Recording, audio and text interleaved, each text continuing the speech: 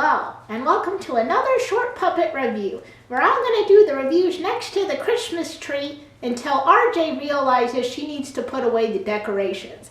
Ugh, it's too much work to get the bin out. Ugh. She'll get to it, eventually. Today, we're going to focus on something that came out. I think it came out this week, technically. Well, we know that January doesn't really have the best run when it comes to good movies, especially when it comes to horror movies. Basically, January is the month where most movies go to die, and that's even more so for horror, which leads us to today's topic, Escape Room. This movie is bad. It's not the worst thing I've seen, but it's still bad. The part that really bothered me was that it had the potential to be something actually kind of clever, and they just blew it.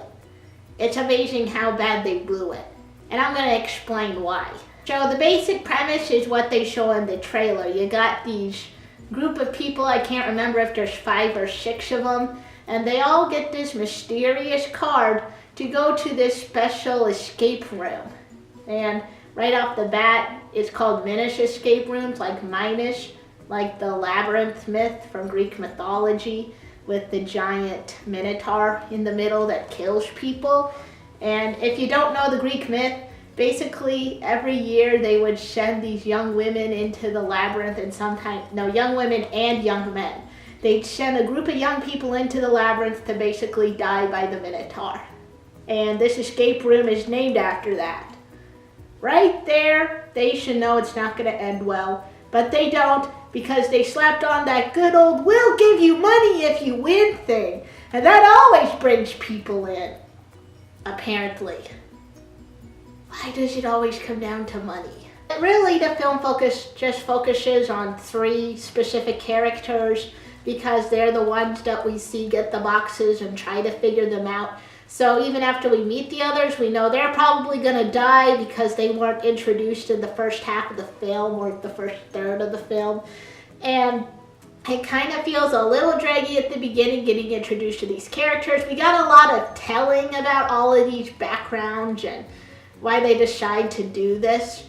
But ultimately, it leads to them having to figure out each escape room or they're going to die.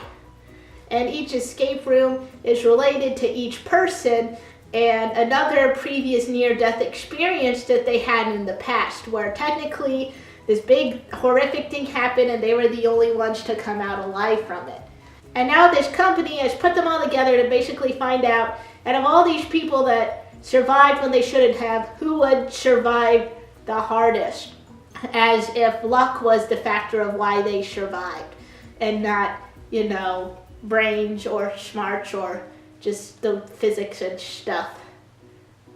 This whole thing's just weird. And they keep getting off one by one and all of that, and it leads up to the big moment, and boy, I really thought they blew it.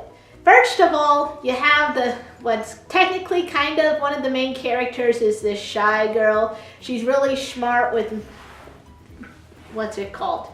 I don't even know what the thing, but she's like really smart in different specific sciences. She's going to college, and her only thing is she survived a plane crash, but she doesn't have any technical physical flaws to her. She's basically perfect almost in every way, except for the fact that she's shy and scared and nerdy.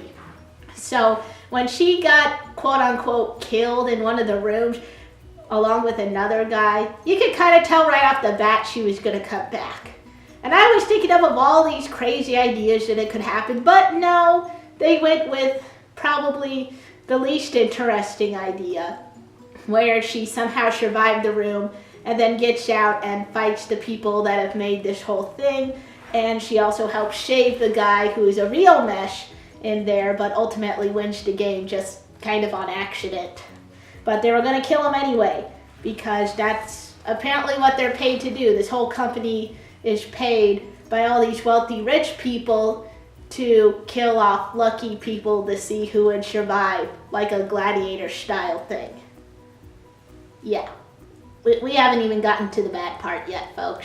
So then out of this, the whole time they're going through this, they've got 2 questions. One, who is the game master, the master of games or whatever they're called, the guy that has all the clues he's supposed to run the escape room, so to speak. And then you have the puzzle makers themselves. Who made these crazy puzzles for these guys? And I was coming up with all of these cool ideas, like maybe the shy girl got hired as the games master and she was like in and a part of it, which would have been neat to have like a little twist there. I mean, it might have not been the smartest decision, but it'd at least be more interesting than what we got, where the games master is just some random British guy that tries to kill the last final person off before the shy girl does come in and finishes the British guy off, and then the two escape. End of movie, right? Wrong! It keeps going. We see that the guy makes it, the guy that won, but he was really injured in the process. He gets to a hospital and gets better from all of that. The girl gets to police and the whole game is gone, and she screams, finding out that the name that she had seen throughout all the escape rooms is an anagram for No Way Out. So that's the end of the movie, right? Wrong! Next, they go through, the girl and the guy 6 months later come up with this plan that she discovered the coordinates for where the company's being held that made the escape room, and they're gonna go and try and take it down. All right, so they got this plan, and if it, the movie made enough money, maybe they could follow up with that or something, right? So end of movie this time, right?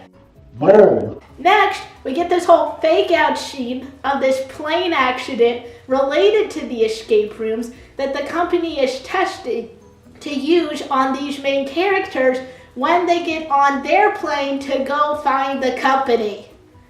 It basically spent the last 40 or so minutes setting up a possible sequel. And it was like it was saying, there will be a sequel, and we're going to give you the first third of that sequel before it's even made in the first movie. Why? So yeah, if you can tell, don't go to escape room. It had some clever ideas. The designs of the escape rooms themselves were pretty cool to see, and the puzzles were neat, but other than that, the characters were kind of flat. There's a lot of telling and not showing, and the ending drags on forever, and it has so many end of movie fake outs that it drove me crazy. Ugh. I can't even get through it. It's just bubbling up inside just even thinking about it. I'm done talking about it. I'm done. I hope you enjoyed that I went and saw that nonsense just for you. Someone better be watching this. Is someone out there? Someone better be watching this. I've had it, you hear me? I want a good movie next time. You okay?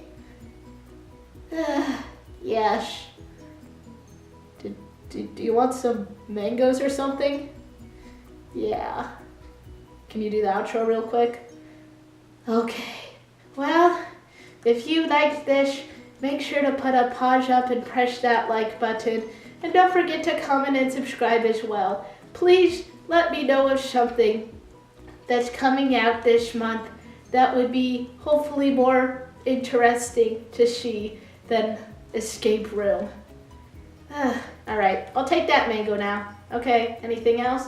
Yeah, I'm gonna go buy some movie tickets. Again? Yes, I'm gonna go see Into the Spider-Verse again. I need it. Ugh.